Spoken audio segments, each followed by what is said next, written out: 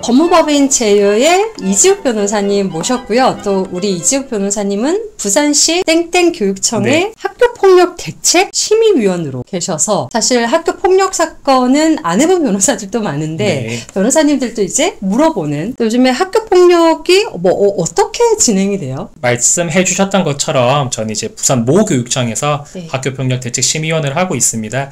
예전에는 학교폭력이라고 하면 학교 내에서 많이 진행을 했었는데 최근에 이제 법이 바뀌어서 대부분의 사건들은 교육지원청에서 학교폭력 대책 심의위원회가 열린다고 보시면 될 것 같고요. 교육청 말씀하시는 맞습니다. 거죠? 교육지원청, 교육청이라고 하는데 일단 학교폭력이 학교 내에서 접수가 되면은 학교에서는 피해 학생 보호 조치 그리고 가해 학생 조치를 1차적으로 하게 됩니다. 그리고 이 학교폭력 전담 기구란 것이 소집이 되어서 이 사건이 자체 해결이 될지 또는 관계 회복이 될지에 대해서 검토를 하는데, 자체 해결이 가능한 사안이라고 하면 학교에서 처리를 하고요. 그런데 자체 해결이 불가능한 사안이라고 판단이 되면 교육청으로 사건이 넘어가서 교육청에서 심의위원회가 소집이 되고 개최가 진행이 됩니다. 그럼 자체적으로 해결하는 사건은 피해자도 가해자도 요 정도 선에서 처리하는 거에 동의할 때 가능한 거죠? 네, 사안이 상대적으로 경미하고 가해 학생과 피해 학생 모두가 원만하게 합의가 가능하다고 이루어지는 사건들은 그렇게 진행이 되고요. 그렇지 않은 경우에는 교육청으로 사건이 넘어간다고 보시면 될 것 같습니다. 그러면 심의위원회라는 게 이제 교육청에서 이루어지는 거고, 심의위원회는 어떤 걸 하는 거죠? 학교폭력 예방법에서 심의는 어떻게 규정하는지 살펴보면 피해 학생의 보호 그리고 가해 학생의 교육과 선도, 징계 등이 되고요. 그리고 피해 학생과 가해 학생에 대한 분쟁 조정 등의 역할까지도 담당을 하게 됩니다. 피해자 보호, 가해자에 대한 어떤 징계, 그리고 두 사람의 어떤 화해. 기본적으로 학교폭력 예방법에서 정하고 있는 것이 학교폭력 대책심의위원회 역할은 무조건적인 처벌, 처분, 그런 징계는 아니거든요. 선도 가능성 있는 학생이기 때문에 그래서 관계회복에도 많은 의미를 두고 있습니다. 그러면 심의위원회는 변호사님도 계시고 또 어떤 분들이 오시나요? 여러분들이 계신데 교육청의 공무원, 그리고 교사, 판사검사, 변호사, 경찰 공무원, 의사까지도 기본적으로 심의위원회 될 수가 있고, 당연히 학부모위원도 계십니다. 이제 나머지 분들은 전문가 직역에서 모셨다고 한다고 하면 학부모위원들은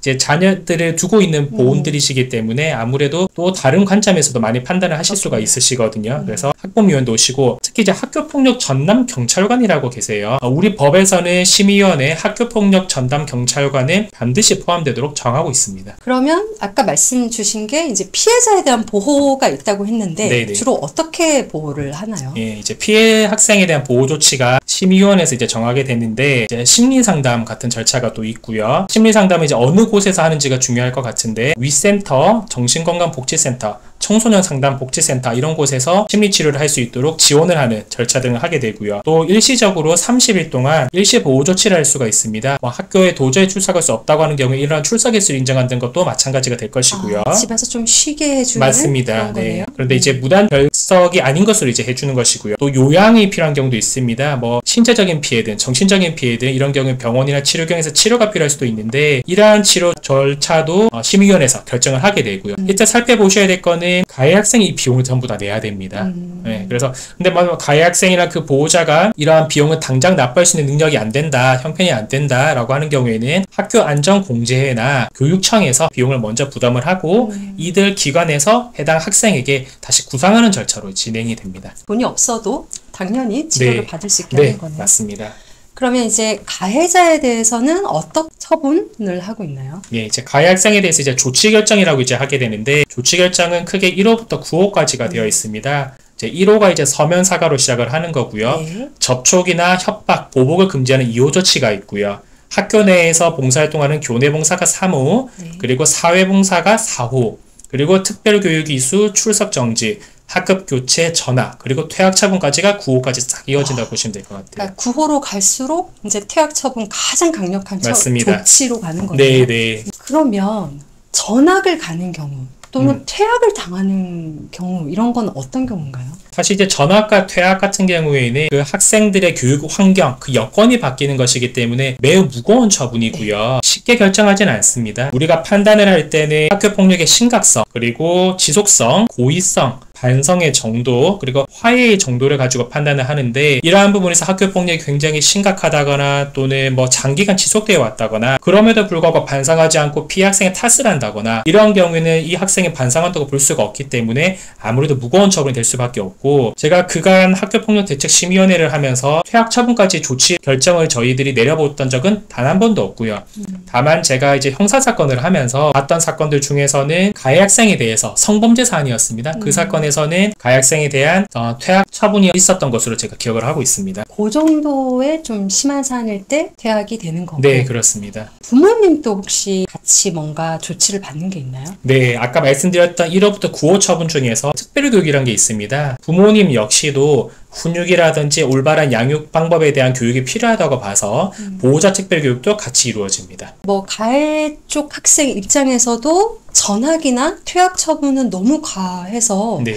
저희가 형사 절차 대응하듯이 변호인과의 상담도 필요할 것 같고, 네네. 그리고 또 이거에 대해서 불복하는 것도 가능해야 될 것 같은데 네네. 어떻게 되나요? 일단 학교폭력대책심의위원회에서 조치 통보가 이제 오게 됩니다. 통보를 받으시면 행정심판 또는 행정소송을 통해서 다투실 수는 있고요. 아무래도 이제 전학이라든지 퇴학 그리고 학급 교체라는 것도 있거든요. 학교에서 수업을 듣던 친구가 갑자기 반이 교체가 된다고 하면 그 자체만으로도 학생들 입장에서는 매우 스트레스를 받을 수밖에 없는 일이기 때문에 혹여나 학급 교체나 또는 전학, 퇴학 처분이 이루어지지 않도록 미리 준비를 하시면 좋을 것 같고요. 그래서 이런 절차 등을 알매 있어가지고 사실 모르시고 그냥 뭐 교육청에서 알아서 해주겠지, 학교에서 알아서 해주겠지라고 생각하고 아무런 절차를 대응하지 않으신 분들이 많이 계세요. 그래서 가해 학생이건 피해 학생이건 꼭 변호사를 선임하지 않더라도 적어도 상담이라도 통해가지고 이러한 절차가 어떻게 진행이 되고 또 어떠한 필요한 역할들을 도움을 받을 수가 있고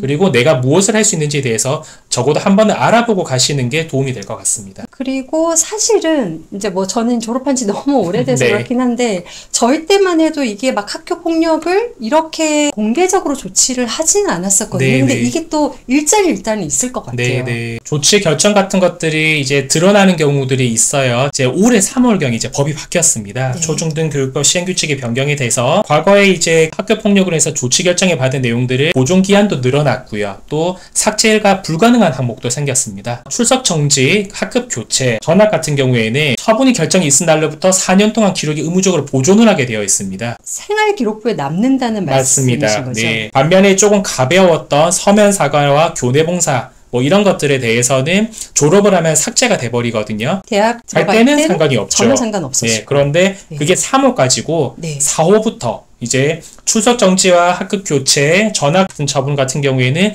입시에도 문제가 될 수가 있어요. 그래서 이게 또 가혹하다라고 하는 분들이 계셔서 졸업하기 전에 심의를 거쳐가지고 삭제를 할 수 있도록 되어는 있는데 원칙은 4년 동안 보존을 하게 됩니다. 그러면 삭제 여부에 대해서도 심의를 한 번 더 하고 네네. 삭제를 해줄 수도 있고 네.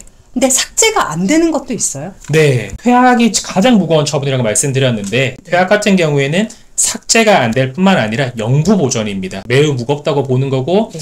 퇴학 처분이 있을 정도면 사실은 형사적으로 문제가 되었을 가능성이 높다고 보는 게 맞을 것 같습니다. 네. 전학 같은 경우에는 아까 말씀드렸던 것처럼 4년간 보존을 하게 되어 있는데 네. 학급 교체나 출석 정지는 삭제를 할 수가 있는데 전학은 삭제는 안 됩니다. 4년 동안 보존이 된다고 보셔야 돼요. 전학까지는 남는다. 다만 4년까지만. 네, 맞습니다. 퇴학은 영구적으로 기록에 남는다. 네, 그렇습니다. 는 거네요. 네네. 이게 사실은 나중에는 학부모님들 싸움으로 조금 비하될 때도 있지 않아요? 사실 많이 있어요. 네. 이게 제가 학교폭력 대책심의위원회 해보면 부모님들이 개입하시는 경우가 있는데 부모님들께서 감정적으로 상하셔서 갈등이 비화가 되는 경우가 있고요. 제가 늘 그런 부분 보면 안타깝다고 많이 생각이 듭니다. 그 전에 부모님들끼리 원만하게 대화가 이루어진다고 하면 조금 더 빠른 시간 안에 사건이 종결이 될 수도 있는 상황인데 더 이상 대화하고 싶지 않아요 라고 하면서 이렇게 다 거부를 하시면서 사건이 더 심각해지고 교육청까지 와서 다투게 되는 경우도 있거든요. 이런 부분들도 법률 전문가의 도움을 통해 가지고 절차를 좀 알고 가시면서 관계 회복을 위한 노력을 미리 좀 해보시면 좋지 않겠나라는 생각이 듭니다. 하나 더 제가 궁금한 건 네. 애들이 같이 싸우면 서로 가해자라고 주장할 때가 있잖아요. 네. 가해자이기도 하고 피해자이기도 한 조치와 보호를 받는 건가요? 맞습니다. 그래서 가해 학생이자 피해 학생으로서의 위치, 지위를 다 같이 가지는 경우도 의외로 종종 있고요. 네. 그런 경우에는 각자 처분이 조치 결정이 이루어진다고 보시면 될 것 그럼 같습니다. 각자 보호 조치도 받을 수 있고요. 네, 이른바 쌍방으로 된다고 한다고 하면 보호 조치는 사실 큰 의미가 없지 않겠나는 생각은 들거든요. 그런 경우에는 아마 가해 학생에 대한 조치 위주로 진행될 가능성이 높아 보입니다.